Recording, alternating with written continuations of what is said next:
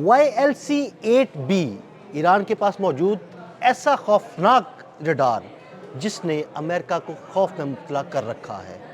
इस रडार की खसूसियात क्या हैं, आमिर रज़ा से उस बारे में बात करते हैं। आमिर भाई, एक ज़बरदस्त किस्म का रडार ईरान के पास मौजूद है जिसकी वजह से शायद अमेरिका अभी भी हमला करने से रुका हुआ है। इस रडार की खसूसियात क्या हैं, हमारे नाज़रीन को बताइए। अच्छा, पहली बात तो यह है कि ईरान के पास ये आया कब। ये आपको याद होगा कि हमने किया था कि ईरान से कुछ चीन से कुछ फ़ौजी तैयारे ईरान में उतरे हैं। उससे पहले ये ईरान के पास नहीं था। ये योंग लॉन्ग चाइना का मिसाइल है जिसका नंबर है 8B। इसको असल में कहते हैं स्टेल्थ किलर। इसका जो ओरिजिनली इसका मकसद है, इसको स्टेल्थ किलर कहा जाता है। और ये बड़ा ही दुनिया का ऐसा जदीद तरीन निज़ाम है। ये अकेला एक रडार नहीं है जी, ये पूरा एक निज़ाम है जो आपको ऐसा डाटा फराहम करता है जो मिसाइल्स और जहाज़ों की स्टेल्थ टेक्नोलॉजी जो है उसको डिटेक्ट करता है। कहाँ तक? 700 किलोमीटर तक, यानी 700 किलोमीटर तक ये रडार जो है ये असल में चीन की वो ईजाद है जो अभी अमेरिका के पास भी नहीं है। ये किसी भी मुल्क की अब जंग जो है वो स्टेल्थ टेक्नोलॉजी पर मुश्तमिल होगी, यानी उसकी अगर आबदोज़ है तो वो स्टेल्थ टेक्नोलॉजी की होगी, उसका अगर मिसाइल है तो स्टेल्थ टेक्नोलॉजी का होगा, और उसका जहाज़ है तो स्टेल्थ टेक्नोलॉजी का होगा। और आने वाले वक्त में मैं आपको एक और बात बता दूँ, आपका फ़ौजी भी स्टेल्थ टेक्नोलॉजी का होगा। जो बचपन में हम फिल्में देखा करते हैं ना, वो गायब हो जाता है, कपड़े पहनते हैं गायब हो जाता है, वो असल में यही स्टेल्थ टेक्नोलॉजी थी जिसको डेवलप किया जा रहा है कि उसको देखा ना जा सके, यानी वो ऐसा हो जो आपकी दूरबीन से, कैमरे से उसके अंदर उसका लिबास या उसकी चीज़ें जो हैं वो ना आए। जिस तरह से हम आज आप तो खैर बहुत काम करते हैं उस पर, जब क्रोमा कट कर रहे होते हैं तो ग्रीन ड्रेस पहनाते हैं, वो ग्रीन कैमरा पकड़ता नहीं है, ऐसा ही है ना। ऐसी ही चीज़ें जो हैं अब आने वाले वक्त में ईजाद हो रही हैं, और इसमें से जो इस वक्त का लेटेस्ट तरीन मॉडल है वो यही YLC-8 है और 8B है।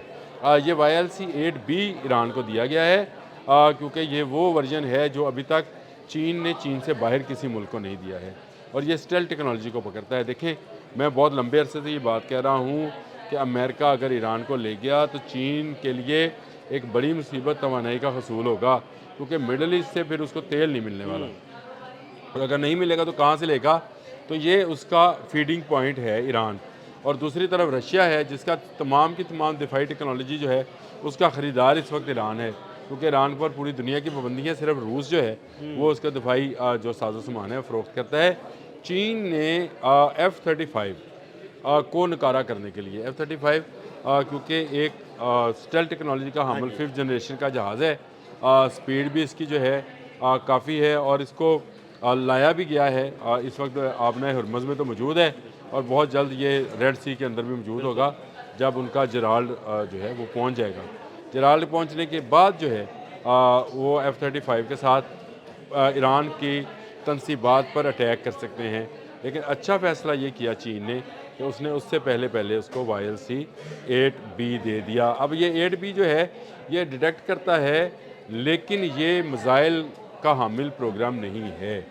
उसके लिए ईरान के पास अलग से मिसाइल्स हैं, यानी जिनको ये आप यूँ समझिए कि ये सिर्फ डिटेक्ट करके बताएगा, ये उसमें मिसाइल नहीं फेंकेगा।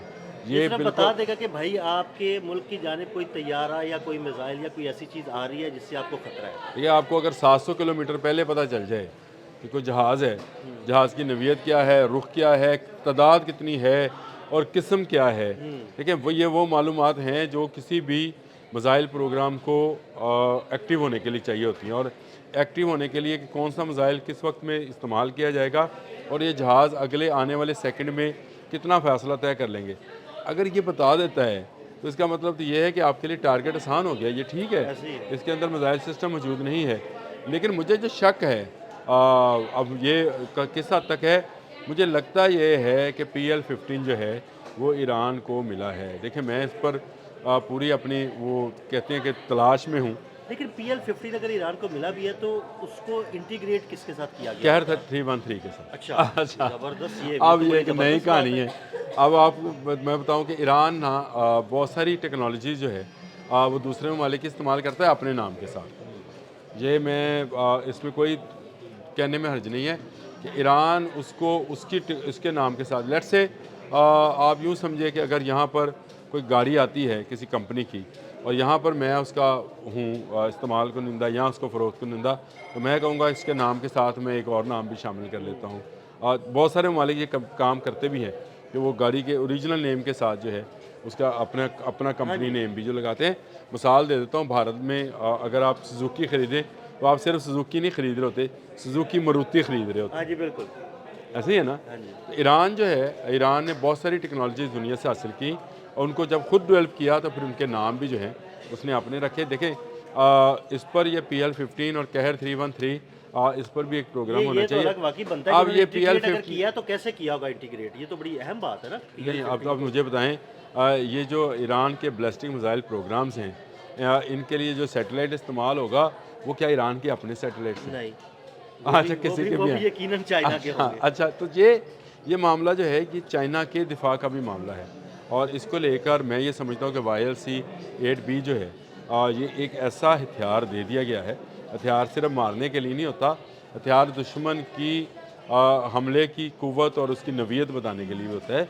और ये एक ऐसा हथियार है जो कि ईरान के दिफा को मजबूत करेगा। देखिए, ईरान हमलावर नहीं है, ईरान पर फ़ौजियाँ हमलावर हैं। ऐसे ही है। और ईरान जो है अपने दिफा में हर आने वाले दिन के साथ एक ऐसा सरप्राइज़ बॉक्स खोलता है।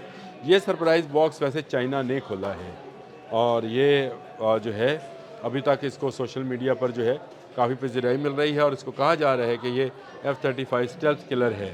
लेकिन ये सिर्फ F-35 स्टेल्थ किलर नहीं है, ये उनके टोमाहॉक जो कि बहुत ही जदीद मिसाइल है और वो भी स्टेल्थ टेक्नोलॉजी का हामिल है। उनकी जो आबदोज़ें हैं वो भी स्टेल्थ टेक्नोलॉजी की हामिल है। उनके जो बहरी जहाज़ हैं, अब्राहम लिंकन तो इस वक्त आबना हरमुज़ में मौजूद है, लेकिन उनका जराल्ड जो है वो महवे सफ़र है, वो भी जल्द पहुँच जाएगा।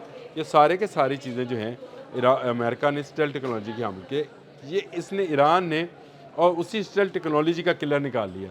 तो अब ये किलर, इसको इस तरह से कहना कि ये शायद मिसाइल फेंकता है, नहीं, ये आपको पूरी तरह से एक पूरी इन्फॉर्मेशन दे देता है कि भाई आपकी तरफ क्या आ रहा है, क्या उसकी स्पीड क्या है, तो कितने जब फासले आपको पर है, दुश्मन कितनी हाइट है, ये सारी दुश्मन की चीज़ें। सारी इन्फॉर्मेशन मिल जाए तो फिर आपके लिए उसको मारना आसान हो जाता है। बिल्कुल। तो ये ईरान के लिए मैं ये समझता हूँ कि एक नेमत मुतबरका है कि उनके बचाव के लिए एक ऐसा ज़बरदस्त जो है रडार सिस्टम वो इन्वॉल्व हो गया है। और इससे एक चीज़ और भी वाज़िया हो गई मुझे, जो मैं काफ़ी दिनों से मुबहम था, वो PL-15 के हवाले से, कि क्या चीन ने दिफाई टेक्नोलॉजी में कुछ मदद की है ईरान की, तो ये तो बहुत ही बड़ी मदद है। और अगर PL-15 वाली मदद भी हो गई तो फिर मुकाबला जो है वो उस तरह का नहीं होगा जिस तरह का अमेरिका समझे बैठा है। ये कोई वेनेजुएला तो है नहीं, ये ईरान है। ये मैं हमेशा बात कहता हूँ, मैं जानबूझ कर ये बात करता हूँ, ये इसकी ज़रा चुंडी लगती है उन अमेरिका पसंद लोगों को जो कहते हैं कि जी अमेरिका जो है जो चाहे कर ले, जो चाहे ना कर ले, जो अल्लाह चाहेगा वो होएगा। ये PL-15 हो या ये YLC-8B हो, इस तरह की टेक्नोलॉजीज़ अगर आती हैं ईरान के पास तो हमें खुशी है कि एक इस्लामी मुल्क जो है वो इस काबिल होगा। और ईरान का दिफा इस्लामी तमाम जो है वसाइल्स हैं उनका दिफा है। ये मैं हमेशा कहता हूँ, अगर आपको पूरा मिडल ईस्ट बचाना है तो ईरान की शील्ड को नुकसान ना पहुँचने दें। ये जब तक रहेगी मिडल ईस्ट पर यहूद नसारा का कब्ज़ा नहीं होगा। ये हटी तो आप देख लीजिएगा पूरे का पूरा आपका अरब जो है, खित्ता अरब, ये इजराइलियों के हाथ में। बिल्कुल, बहुत शुक्रिया आमिर रज़ा जी। बिल्कुल, आमिर रज़ा ने बड़ी तफसील के साथ इस सारे मामले पर रोशनी डाली। अदील अहमद और आमिर रज़ा को इजाज़त दीजिएगा। अल्लाह हाफ़िज़।